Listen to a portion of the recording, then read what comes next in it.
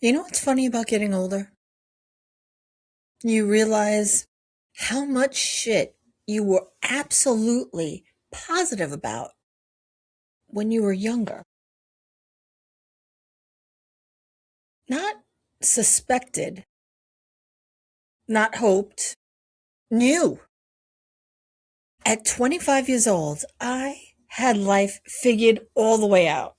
Marriage, money, careers, friendships, aging. Meanwhile, I was basically a fucking idiot with good skin. And now at 55, I don't know if I have life figured out any better, but I have become much more comfortable saying, I don't know. And honestly, I think that's progress.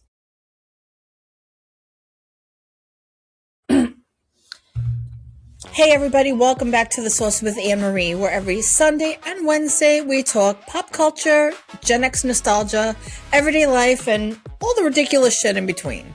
And today we're talking about all the things I was absolutely sure about at 25 and how spectacularly wrong I was about some of them. But first, you know what time it is. Let's see what's in the sauce. Okay, before we get into all the things 25-year-old me was absolutely convinced she knew, let's see what everybody else is doing. And apparently, everybody is doing the most. But first, before we get to anything else, I have an update. I almost screamed when this came across my feed the other day. You remember when we were talking about Columbia House? Remember the 12 CDs or cassette tapes for a penny? The questionable financial decisions we were making. For some of us, we're even old enough to have financial decisions. Well, apparently, I owe Columbia House an apology. Not money. Let's not get carried away. I do, however, owe them an apology. Because I was talking about Columbia House like it was some long dead relic of our Gen X childhood. You guys, Columbia House was still, and up until today, is still in business. But until now. Plot twist, after 71 years, Columbia House is officially shutting down. The company has stopped being the music club we remember from years ago and has been hanging on, selling DVDs and Blu-rays, and now they're finally calling it. And good thing. Let it go. They're expecting to stop accepting new orders, I think like the end of September 2026. I can't get over the fact that Columbia House made it all the way to 2026. I mean, think about it. Blockbuster, gone. Tower Records, goodbye. Borders, adios.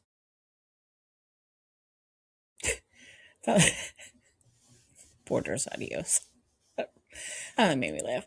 But anyway, but somewhere Columbia House was apparently sitting in a dark office surrounded by 6 DVDs. Like, hey, y'all, we're still here. The best part is the reaction from Gen X. I mean, the comments on the post were hilarious. Half of us are shocked, like me, that they still existed, right? But then the other half are like sitting there going, does this mean they finally stop looking for me? Like, remember that? Because somewhere in America, there's got to be, a 53-year-old man who spent the last 35 years thinking Columbia House is eventually coming for that $147. Sir, you did it. You're free. But honestly, Columbia House surviving until 2026 might be the most Gen X thing I've ever heard and was not on my bingo card. Nobody was paying attention to them, right? Who knew where they were? And there they were quietly. They just, you know what? Respect. All right. Let's see what else is in the sauce. I couldn't believe that. Oh, okay. Alix Earle is getting a Netflix show. So Netflix has officially released the trailer for Earle Meets World, an 8-part docuseries following TikTok influencer Alix Earle. It premieres September 4th, and apparently we're getting the whole thing. Her career, her relationships, family, business, all the behind the scenes chaos, everything. And the internet has opinions. I have not yet seen the trailer. Excuse me. I have not yet seen the trailer. However, I have seen the Dunkin' commercials. Apparently, she has her own Dunkin' meal right now.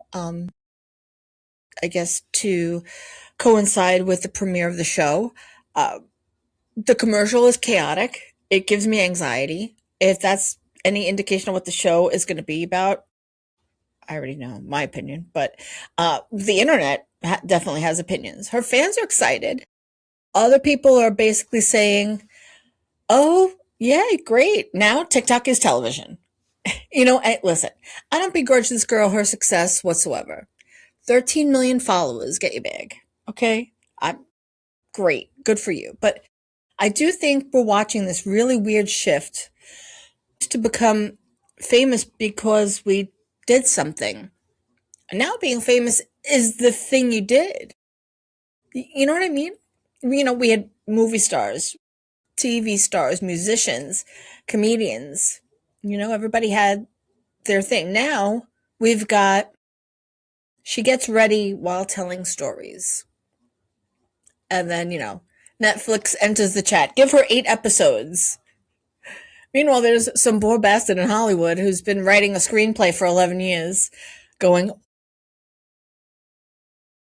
you know what? Netflix obviously knows what it's doing because whether people love influencer culture or absolutely hate it, we're all talking about it. And that's the business. So did you hear about this mom influencer goes viral for working out with a baby? This has apparently become an entire internet parenting tribunal. Influencer Angela Holm went viral after posting videos of herself working out at the gym with her infant daughter. At one point, the baby starts crying, so she puts the baby into a carrier strapped to her chest and continues walking on the treadmill. The video has more than 2 million views, and naturally the internet divided itself into 2 camps. There's the she's a mom doing her best, and then there's the somebody call the authority side. Because, as we know, there's absolutely no middle ground on the internet anymore. Now, I'm not getting involved in the safety debate because I am not a pediatrician, a personal trainer, or a mother. I am, however, a woman with relatively good functioning eyes. And all I could think was, girl, I don't even trust myself on a treadmill. Like, I have to look straight ahead like I'm walking a fucking sobriety test. Add a baby? Absolutely not. But here's what fascinates me. There was a time when you could make a questionable parenting decision and maybe your mother and your sister knew about it. Now, 2 million strangers are holding an emergency meeting about you. Social media has basically turned everybody's life into a performance review, and everybody watching thinks they're HR. Freezy. You know what, though? Gen X, we have some birthdays to discuss. We have a little reality check for us all. Finally, I think I need to end this on something important. Apparently today, August 23rd, Rick Springfield is 77 years old. Dr. Noah Drink. If you know, you know. 77. I'm sorry. Jesse's Girl is clearly now someone's nonna. Remember Shelley Long? 77. Barbara Eden, I Dream of Jeannie? 95. And later this week, Gene Simmons is turning 77. Melissa McCarthy turning 56. Jack Black, 57. Jennifer Coolidge, 65. Wow. And Shania Twain is turning 61. First of all, Shania Twain being 61 is bullshit. I reject that paperwork. Second, this is how I know we're getting older. It's not my birthday. It's not the mirror. It's when somebody says, Rick Springfield is 77. Suddenly, I'm staring into the distance, questioning the passage of time while sad music plays in the background. Like, because in my head, these people have been approximately the same age since, like, what, 1987? Which actually brings us perfectly into today's episode. Because at 25 years old, I had some very specific ideas about what people in their 50s looked like. Apparently, I didn't know shit. So, let's get into it. All right. So, these are things I was absolutely sure about at 25. Number one, I knew what 50 looked like. First of all, at 25, 50 was old. Not older, old. 50-year-old people had sensible shoes, casserole dishes, and opinions about municipal taxes. They were not on TikTok. They weren't starting podcasts. They weren't trying new shit. Their lives were basically over. You know what 55 feels like now? Me. That's the weirdest part. I don't walk around my house thinking, here comes a 55-year-old woman. I'm just AnnMarie. My brain, however, still thinks I'm somewhere around 32 until I catch myself making a noise when I stand up off the couch. And then I'm reminded.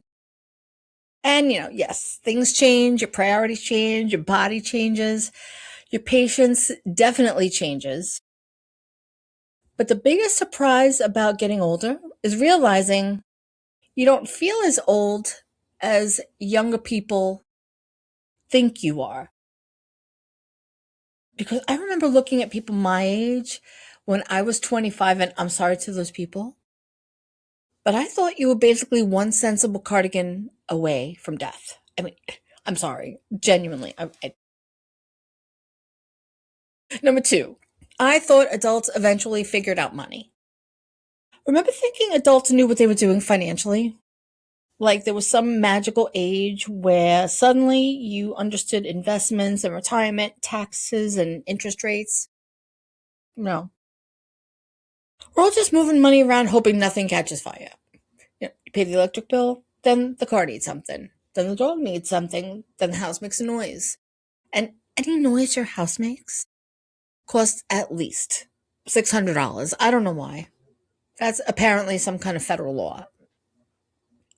And when you're younger, you think making more money solves everything. Then you make more money and somehow everything gets more expensive. Nobody tells you adulthood is basically one long subscription service. Oh, God. Number three, I thought friendships were forever. This one surprised me. When you're younger, especially when someone is your best friend, you genuinely cannot imagine a world where that person isn't a part of your everyday life. And then life happens. Some friendships end dramatically. Somebody, does something, or there's a fight, there's a betrayal, but most of them, nothing happens. That's almost weirder, right? One day you just realize you haven't talked in 6 months, then a year, then 3 years. I mean, nobody's angry. Nobody necessarily did anything wrong. Your lives just stopped intersecting. And that's something 25-year-old me never understood. Not everybody who matters to you is meant to stay for the entire story. Some people belong to a chapter.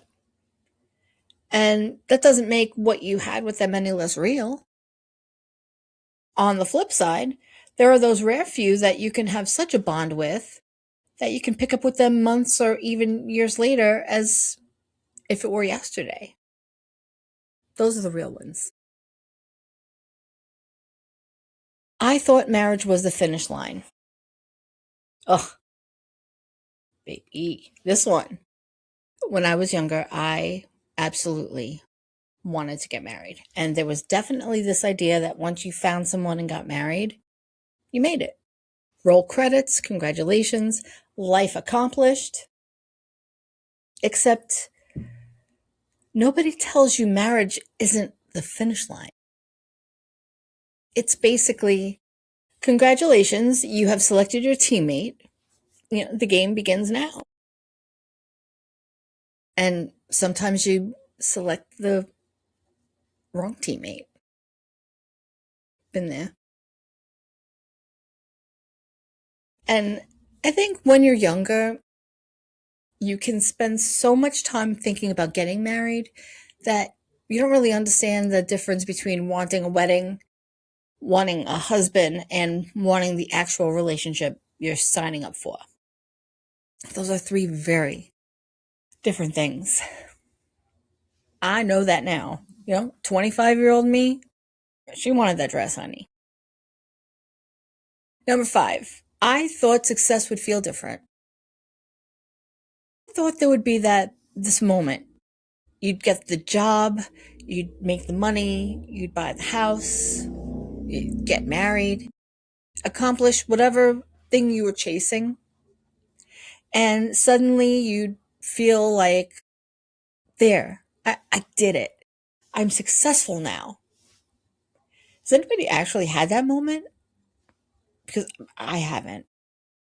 You accomplish something and you're happy for approximately 17 minutes, and then your brain's like, okay, what's next?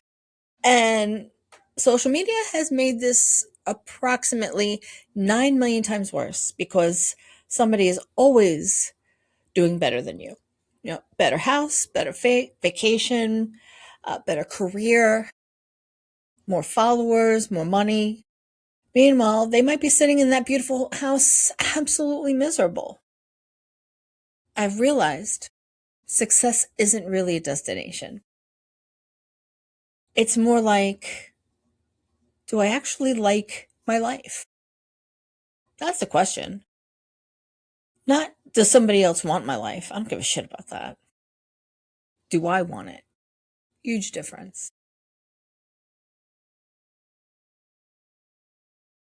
Number 6, I thought I'd eventually become a different person. This might be the biggest one. I thought adulthood would somehow turn me into an adult. Like, eventually I'd become extremely organized. I'd enjoy waking up early. I'd meal prep.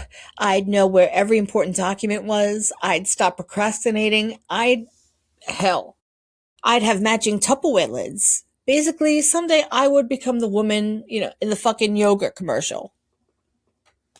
Never happened. I'm still me. Hopefully wiser. Hopefully a little kinder. Definitely less willing to tolerate the bullshit. But still me. And I actually love that now. Because maybe growing up isn't about becoming somebody completely different. Maybe it's about becoming more comfortable being who you already were, without constantly wondering whether everybody else approves of it. Here's the thing I know now. Here's what 25-year-old me didn't understand. Life doesn't really go according to plan.